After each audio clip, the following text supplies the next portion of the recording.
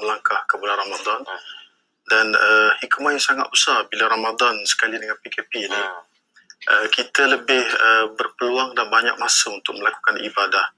Dan inilah tempoh yang sangat sesuai untuk kita menggandakan amalan kita dengan selain daripada puasa, kita baca Qurannya, kerana itu adalah merupakan sunnah yang diajar oleh Nabi SAW. Nabi berpuasa di siang hari dan malamnya Nabi bertadarus dengan Jibril AS. Dan kita kena ingat bahawa bila sebut Ramadan, puasa as-siyam wal Quran yashfa'an yaumal qiyamah. Puasa dan juga Quran ini akan datang di akhirat kelak untuk memberi syafaat kepada kita. Jadi peluang berada dalam tempoh PKP ini yang sangat sesuai untuk kita menggandakan amalan, tidak sebagaimana biasa. Biasanya kita Ramadan pun kita sibuk dengan kerja, kita sibuk dengan urusan anak sekolah dan sebagainya. Ini masa sangat sesuai untuk kita bersama keluarga. Dan saya pernah sebutkan bahawa ibu bapa ini perlu menunjuk contoh dalam suasana banyak masa dengan anak-anak. Kerana anak-anak ini barangkali dia orang gagal untuk mengikuti apa yang kita cakap. Tapi kalau ibu bapa sebagai imam, ibu melaksanakan ibadah rutin di rumah, anak-anak ini akan lihat bagaimana ibu dan ayah dia akan jadi contoh. Itu satu kenangan yang barangkali sangat dikenangkan sepanjang umur bersama dengan keluarga. Ya, itu signifikannya sebab dapat melihat dengan mata kepala sendiri, dan ibu dan ayah juga perlu menunjukkan teladan yang baik kepada anak seterus secara langsung kepada mereka. Okey, kita ada satu program yang istimewa sebenarnya, program dakwah memberikan dua negara ni. Sebelum saya tanya lebih lanjut kepada YB, kita ada tetamu seorang lagi yang barangkali anda nak perkenalkan, silakan. Okay, terima kasih. Jadi untuk perbincangan kali ini, pastinya kita ingin memadatkan lagi tentang dakwah di bumi matahari terbit ataupun di Jepun.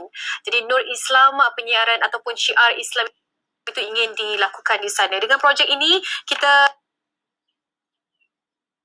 terus bersama dengan Datuk Zulkifli Malik, Dana Jawatan Kuasa Masjid Putra Heights. Assalamualaikum Datuk. Waalaikumsalam.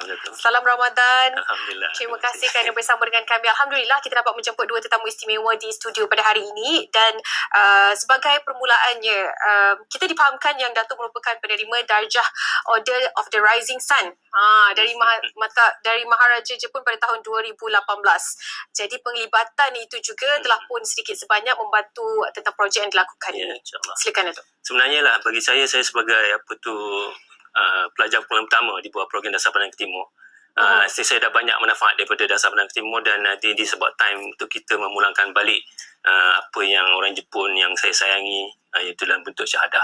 Jadi dan kebetulan pula saya memang jawatankuasa Masjid Putra Heights. Saya ambil peluang ini untuk kita menerapkan satu konsep Islamisasi di Jepun. Okey, Masjid Putra Heights yang dipilih, dan bagaimana dengan penglibatannya dengan projek ini? Mungkin sedikit sebanyak kita dah sedikit tak nampak bagaimana boleh dilakukan, apa yang boleh dilakukan dengan pemilihan Masjid Putra Heights tu, Datuk? Sebenarnya sejak hubungan saya dengan pihak Japan Muslim Association dan juga Japan Dawah Center, kita dapat mengenal pasti bahawa lebih kurang ada 120 masjid dan surau di Jepun. Tetapi kebanyakan masjid dan surau ni sebenarnya diselenggarakan oleh bukan orang Jepun, mana orang asing yang bersana. Dan kita nampak proses mengislamkan orang Jepun agak slow. Because I think kita perlu orang Jepun sendiri nak berdakwah pada orang Jepun, bukan orang asing. Kekalahan bahasa, budaya, I think kita kena ubah. Jadi saya rasa why not kita hantar SOP pada mereka, macam mana nak buat benda tu. Jadi di situ kita lahirkan dan nak translate buku ni, yang mana buku ni merupakan SOP yang terbaik bagi saya bagi orang yang mula memeluk Islam atau orang yang ingin memeluk agama Islam. Betul. Ini antara buku yang dipilih, tapi ada cerita di sebalik pemilihan buku Indahnya Hidup Bersyariah ni. Sebelum tu kita terus bersama dengan Ellie. Silakan Ellie. Terima kasih. Kembali kepada YB Ahmad Marzuq. Ini satu inisiatif yang sangat menarik, dan kita Malaysia dengan Jepun ni punya hubungan yang cukup erat sekian lama. Jadi dalam atas kapasiti kerajaan, bagaimana YB melihat kerjasama yang dilakukan ini?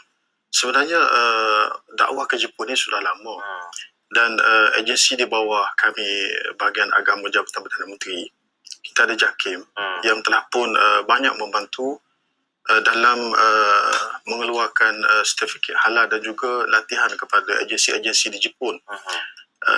Apabila Jepun diumumkan sebagai host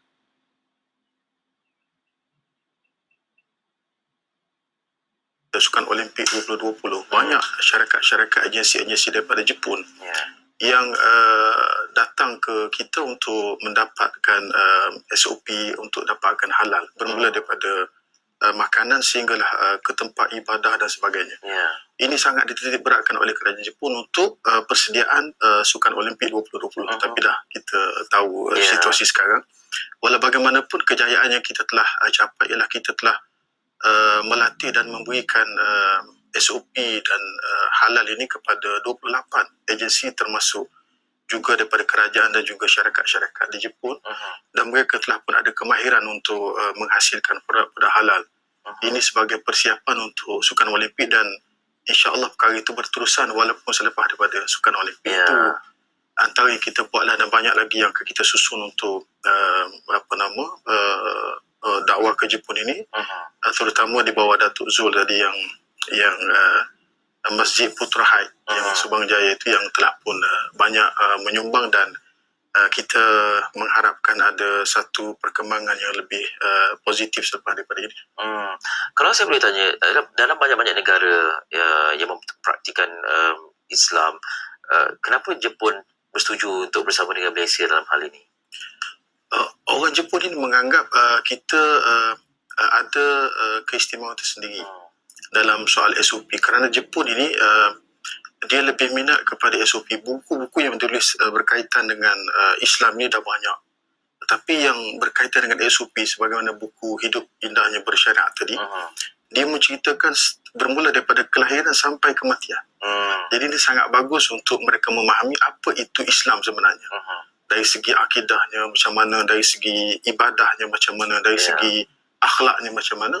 Jadi ini peluang untuk kita bawa satu pendekatan dakwah yang menggunakan SOP yang lebih jelas dan lebih objektif kepada mereka, kerana kita tahu Jepun ni sudah budaya hidup dia, kekemasan dia, dari segi tata tertib dia tak jauh dengan Islam sebenarnya. Jadi ini peluang untuk kita menjalankan dakwah, dan insya-Allah mereka lebih mudah menerima Islam itu apabila adanya konten-konten yang menarik seperti ini untuk mereka fahami dengan lebih jelas. Ya, itulah dia. Ini satu program yang ataupun satu usaha yang menarik ini, menyuntik sesuatu kepada satu budaya yang sudah sistematik. Ya, itulah dia. Kita nak kembali bersama dengan Datuk. Saya difahamkan Datuk ni antara batch pertama Dasar Penang Timur ya. Alhamdulillah. Dan sebagai individu yang beberapa tahun, kalau masa belajar dan bekerja, berapa tahun Datuk di Jepun? Saya belajar dengan bekerja 5 tahun, tapi sampai hari ini masih lagi berulang balik, dah 30 tahun. Kabarnya dalam setahun, kalau bukan di musim PKP ni, 3 hingga 4 kali Datuk akan ke Jepun. Sebab ada cucu sana.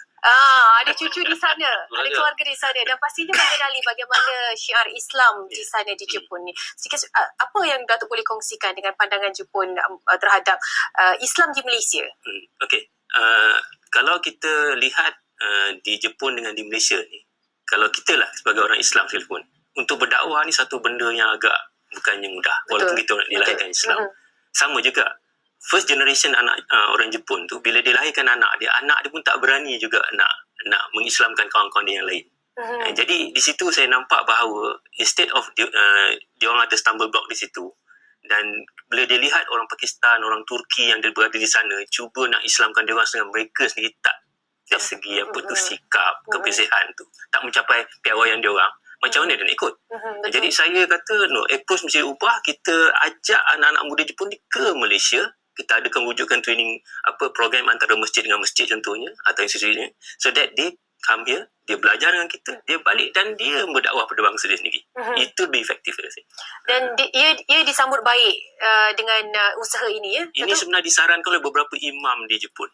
Okey, kita akan terus mengenali bagaimana pemilihan indahnya hidup bersyariat ini sebagai buku dalam projek Nur Islam di Matahari Terbit ini, di Bumi Matahari Terbit di Jepun ini. Sebelum itu rehat seketika, kembali selepas ini di MHI.